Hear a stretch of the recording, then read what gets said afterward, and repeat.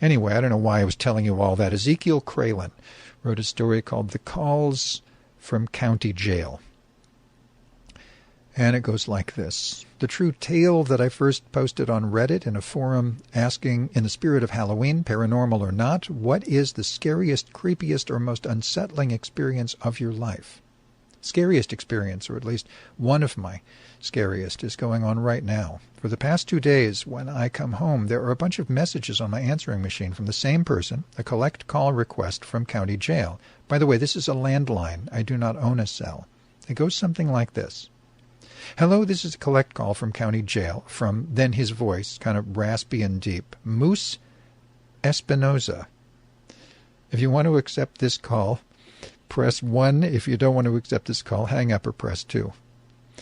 The recording continues to explain various rules about collect calls from county jail. It just goes on for an insufferable amount of time. It says something about if you're a lawyer and do not want to have your call recorded, call this number. It gives a 10-digit number. Then rattles on about other stuff, including the option to press number 7 to block any more calls from county jail. Of course, since these are messages already on my answering machine, picking up the phone to press 7 will get me nowhere. I don't recognize the name, nor would I ever accept a collect call from county jail. I only have gotten such a call twice before, around 8 and 12 years ago, and do not appreciate this new one at all. One from a homeless person who did have my phone number, but I never told him to call me from jail. Another was a wrong number, probably. Very unnerving, especially since he's been calling 2 times per day and once late at night. 7:30 a.m., 6:30 p.m., 1:30 a.m., respectively, and those are just rough estimates. He didn't or doesn't call right on the half hour.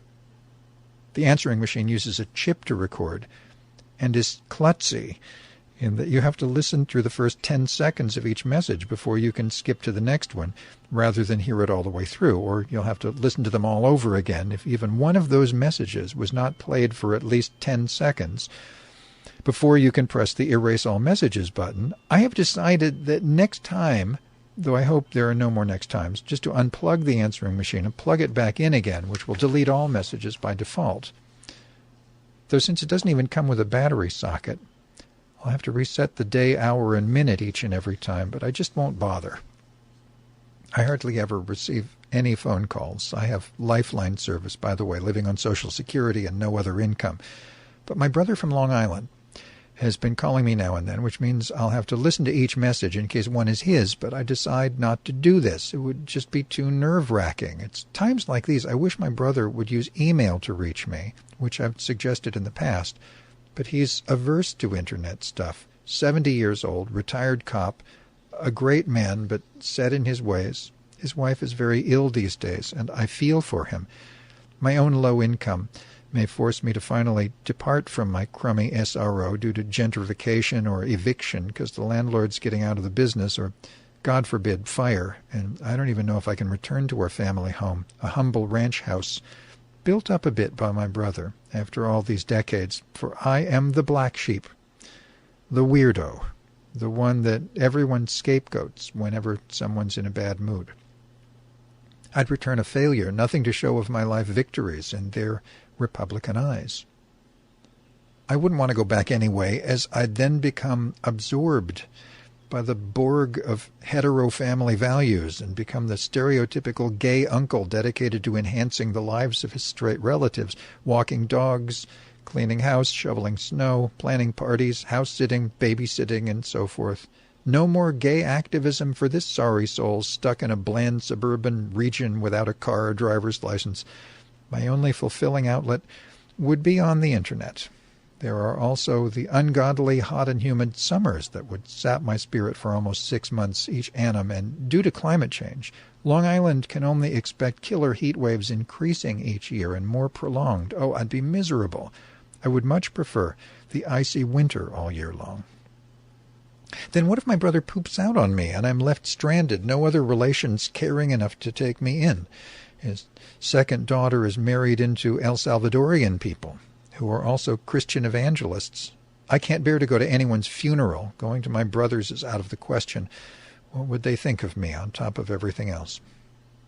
I have been in the habit these past 15 years or so of keeping my phone ringer turned to off and my answering machine volume all the way down to 0. This is because, as a gay street activist, I have met numerous men down on their luck, some of whom turn out to be kind of disturbed and possibly dangerous, and others who are really nice dudes but don't seem to respect my request to not press my apartment building's buzzer before 8 p.m. or after 11 p.m. Buzzer is connected to the phone. But even though I've had this same number since 1983, I get a wrong number once in a blue moon, and they can be pretty weird. Some from a stranger or messed up crazy just pressing buttons to try to get inside. I live on a very busy main street, lots of foot traffic, including bums. So because of this, I keep the ringer and volume off and just check the LED indicator on my answering machine to see if I got any calls every hour or so, which is frustrating because I have 4 good friends whom I see a lot less due to these strange calls that always start to occur whenever I decide that it's okay now to turn my ringer and answering machine volume back on. And you got it. A good buddy I haven't seen in more than a year was back in town. I know because Donnie, that's his name, buzzed me 6 days ago and left a message. 2 days later, I decided that since no weird messages have been left on my answering machine for more than 4 months, it would be fine to put the ringer and volume back on. And that is when these county jail messages commenced, just 2 more days later. I really don't want to miss out on seeing Donnie. He's very sweet and good company, but I decided to go back to keeping all phone noises silent. Otherwise, I'd have to be awakened every night from Moose Espinosa's intruding run of unwelcome messages. So for the past 2 mornings, I don't even bother to listen to the 20 or so messages left on my machine from the previous day and night. I just press the Listen to Messages button and let them all play through without hearing any of them. Once played through, I then hit the Delete All Messages button. What a hassle. That's why I finally decided that starting today, I'll just do the unplug, plug back in thing and be done with it, not knowing if one or more of those calls was from Donnie or my brother or perhaps from another person I like and who is not an asshole. Don't know how this moose got my number. It's unlisted, though it may be one of those wrong calls that AT&T tosses in my direction now and then. Or perhaps he's pressing O instead of 0. Oh, yeah. Oh, the letter O instead of 0. Or some other finger slip. But leaving a slew of attempted calls within the short span of 10 minutes suggests a desperate and pushy sort of personality, and that's not good. Why doesn't he just call me once for each of those 3 times per day if he's a nice person? I also wonder, what does he want? Money? A place to crash or hide out? I'm a poor person, thus not capable of providing him any help in any way, shape, or form. I couldn't even give him legal counsel or references, as I'm largely alone in the world. Now elderly, at 66, I realize I am prone toward ex-convict types who are known to seek out elderly queers to hole up and take advantage of. The last thing I need is some desperate bully robbing me of both sleep and finances, as well as winding up getting me evicted and even possibly arrested myself. Ah, the Castro. I am so sick of putting up with this crappy neighborhood, though I have accomplished much good over the decades. Enough is enough. Leave me to my lonely pursuits, please. My days of street activism are long over. Does he actually know who I am through a mutual associate? Or has one of my enemies been handing out my number to troubled people in order to harass me? This has happened before, though many years ago. Is he going to get angry at me for not picking up the phone, track me down when he gets out? Where I live is very easy for anyone to find out, as I have occupied this edifice since 1983. My 2 windows face the main street. The building's not very secure, thus easy for anyone to slip in and out, especially since frequent building and service contractors leave the front gate ajar for their convenience, often for an hour or more, and I'm kind of notorious. And I do have enemies because of my decades of homeless outreach, which sometimes involves confrontations with homophobes and other sorts of disturbed denizens who don't like to see me on the streets at night because they like to think it's their turf, even though they've only showed up a year or 2 ago, and I've been here since the Bronze Age.